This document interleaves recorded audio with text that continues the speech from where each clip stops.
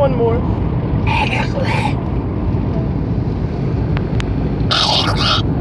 One more. The worst I had was to the craft salesman in Sobeys in Burlington when I've been trying to suppress a cold all day at work, so I was just full of phlegm in my lungs and that. And this guy named Brad was the salesman for Kraft.